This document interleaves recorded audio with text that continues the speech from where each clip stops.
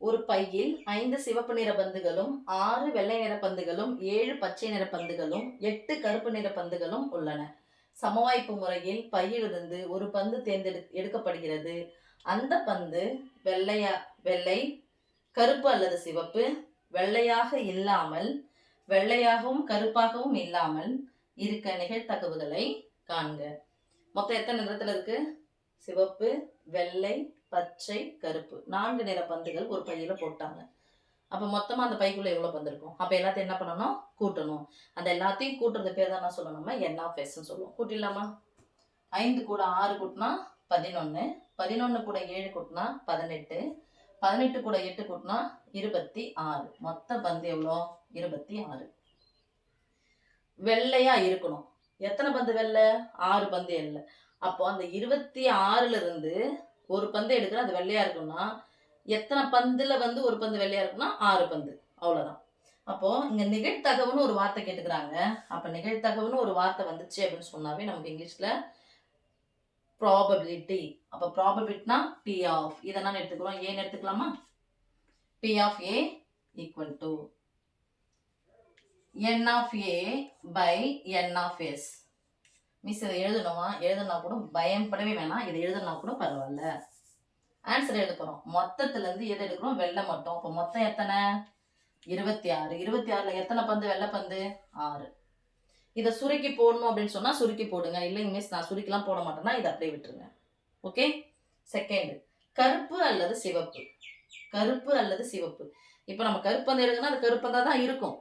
அதை விட்டு அது வெள்ளைப்பந்தா மாறி இருக்க வாய்ப்பே கிடையாது. அப்ப இது ஒன்றை ஒன்றும் விளக்கும் நிகழ்ச்சிகள். அப்ப அல்லதுன்னு போடும்போது நீ சேர்ப்பு வெட்டு அதெல்லாம் போட வேண்டிய அவசியம் இல்லை.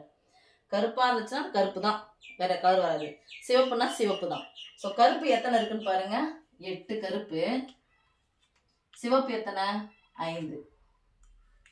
அப்ப இதுவும் வந்துச்சுன்னா ஒண்ணு எடுக்கணும் அப்படின்னு சொன்னா ரெண்டுத்தையும் என்ன பண்ணிக்கணும்? அல்லதுன்னா சேர்த்துக்கணும். அப்ப 8 கூட 5 சேர்த்தா எவ்வளோ? 13.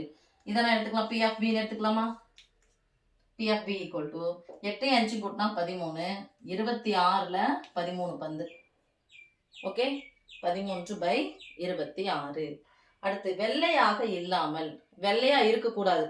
அப்ப எதுவா இருக்கலாம்? சிவப்பா இருக்கலாம், பச்சையா இருக்கலாம், கருப்பா இருக்கலாம். அப்ப வெள்ளையா இருக்கக்கூடாதுன்னா வெள்ளைய என்ன பண்ணணும்? விட்டுணும். அப்ப 6 பந்து விட்டுருங்க. மொத்த பந்து எவ்வளோ? 26. 26ல இருந்து 6 விட்டா எவ்வளோ? மீதி 20 தான் இருக்குது. அப்போ இதை நான் போட போறோம். P of C equal to 20/26. அடுத்தது வெள்ளையாகவும் கருப்பாகவும் இல்லாமல். வெள்ளையாகவும் கருப்பாகவும் இல்லாமல். இல்லாமல்னா விட்டுடுங்க. வெள்ளையை விட்டணும், கருப்பு விட்டணும். வெள்ளை எவ்வளோ? 6. கருப்பு எவ்வளோ? 8. 8 கூட 6 சேர்த்தா எவ்வளோ? 14. இது 6, இது 8. 14 இல்லாமல் அப்ப 14 பந்து என்ன பண்ணிடணும்? விட்டுடணும். மொத்த பந்து 26.